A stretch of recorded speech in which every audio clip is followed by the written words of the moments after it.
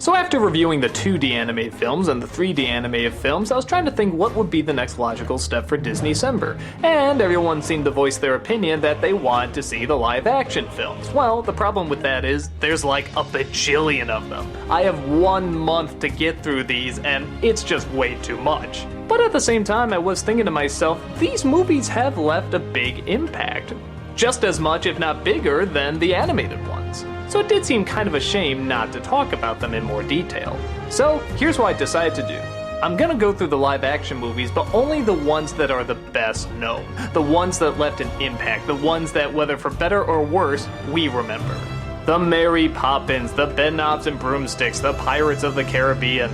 The films we remember from childhood just as much as Peter Pan, Sleeping Beauty, and so forth. Now the other catch to that is because, hey, being Disney, they like to do a lot of sequels. And keep in mind, this wasn't just a newer thing, they did this a lot in the past too. So, what I'm gonna do for that is, if one of the movies I'm reviewing does have a sequel or even a remake, I'll do another video just quickly summing them up, quickly talking about it, but I won't go into as much detail as the main movie. Because like I said, there's a lot of these and we gotta get through them. And why shouldn't we? A lot of these films are like live action versions of the animated films. It was so cool to see a woman actually fly. It was so cool to actually see the pirates come out and sword fight with skeletons and all the stuff that we saw on the ride. And of course, we love our animated magic. But at the same time, there was something really cool about seeing that magic come to real life. Or at least a little closer to real life. It made the illusion just seem a bit more believable. And that's what we're gonna look over. We're gonna look over which ones worked, which ones didn't, and which ones left the biggest impact and why. So, get ready everybody, this is the return of Disneycember, the live action film. Believe it or not, there's some debate over what was actually the first live action film. Technically, the first one they did was The Reluctant Dragon, but the majority of that is just showing how they made an animated film, that being The Reluctant Dragon. Which is cute and okay, but not much of a narrative. Some argue that the first live action film is Treasure Island because it was the first one not to have any animated characters in it. But I'm gonna go for the one that I declare the first actual live action Disney film, and that's Song of the South. Yeah, I can just feel all the asses around the world clench up just when I say that title. This film has so much controversy about it that it was never released to video or DVD. In fact, I'm probably among the last generation to see this in the theater. Yeah, remember those Nostalgia Critic commercial specials where we have Song of the South being advertised? I remember actually seeing those ads. And of course, I wanted to see it on the big screen. So, is it as offensive as people say it is, or is it really just harmless? Is it memorable? Is it bad? Well, let's take a look. The film centers around a white boy and a white mother who are being dropped off at a plantation. The father, it looks like, has to go back to work as he seems to do a job with some sort of controversial journalism. It's never quite explained. I think it's hinted that it's some sort of race relation thing, but we don't really know if he's pro or con. At least I never picked up on it. The boy starts to journey around the plantation and comes across a group of slaves, all gathered around one guy named Uncle Remus, who's told more famous folklore than can be counted.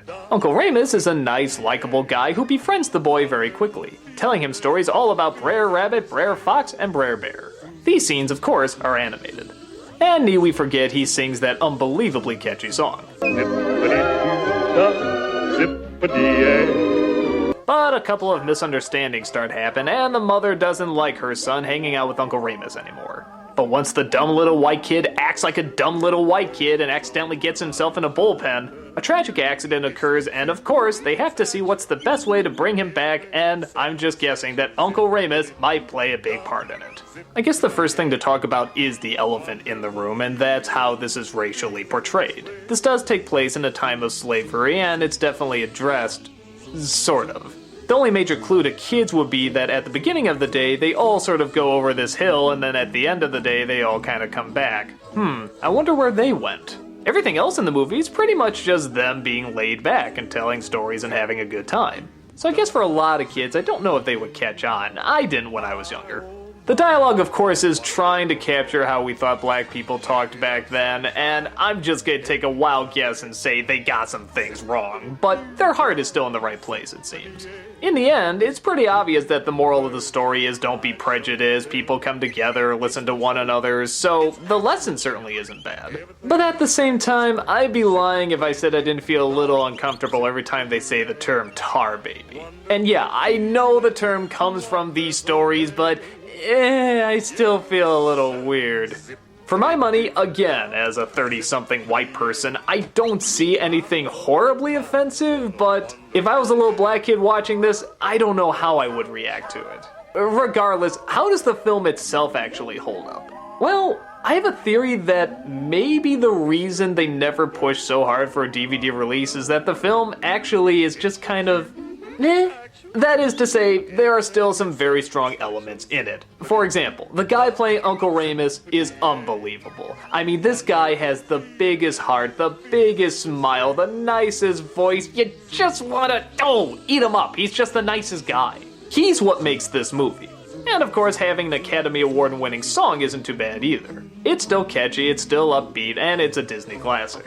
The cartoons are also a lot of fun. They're really funny, they teach some basic life lessons. They're colorful, they're bright, they have really good comedic timing. But honestly, it all kind of goes downhill whenever it's with the white family. Talk about friggin' Wonder Bread, these guys are so boring. It's one of those movies where I thought when I was younger that when I grow up I would understand the depth and drama more, like there's other stuff going on that I didn't understand. And yeah, that's kind of true. I didn't really understand the slavery stuff and now I do, but there's not really too much else going on. I thought maybe the father's controversial job would play a bigger part, but it really doesn't. And the moral is just about as basic a moral as you can get. And without going into too many spoilers here, when the father does manage to come back at the end, there's kind of a choice made that, well, sort of the mother and even in a sense the boy kind of makes in terms of who he wants to see.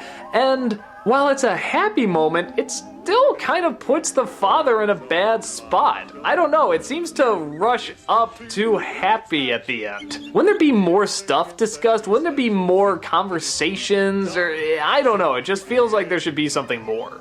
Also, the blending of live action and animation in this is really friggin' good. I mean, this is along Roger Rabbit territory. When something goes in the shadow, they darken it so that it looks like it's in the shadow. When it's further away, they blur the lines. They really did their homework on this, and it's really effective. But there aren't too many scenes like that. Most of it is focusing on the family, which, like I said, is pretty boring. So I'm really torn on it. There's some really good stuff with some good songs and good acting and good performances and good animation, but what it all really adds up to is not really that fascinating, not really that important, and yeah, could be taken the wrong way with racial sensitivities. I don't think it's nearly as offensive as a lot of our stuff that's come out in the past, but again, I'm not sure what people's take on this could be. I guess it depends what you're looking for. If you're interested in some good, positive scenes, then yeah, you'll find them here and just have to sit through a bunch of boring moments too. But if you're looking for a complete film, something that can really take you back and forth through emotions and an incredible journey, this one probably won't do it as much. For me, I'm still glad I saw that great performance, I'm glad I heard that great song, and I'm glad I saw some very funny animation. Do I wish there could have been a lot more depth to it? Yeah, but I think for the one or two elements in it that are good, it is kind of worth talking about and worth looking over. I don't know, in my opinion, if they release it with one of those Leonard Maltin openings or Whoopi Goldberg openings where they talk about the racial insensitivities and how it wasn't right then, it's not right now, all that stuff, I still think they can release it. I mean, hell, if they made a Disney World ride out of it, I think they can release it on DVD. I think the few elements that are memorable are worth remembering. Take it for what it's worth, see if you can find a copy yourself, and draw your own Zip-A-Dee conclusion.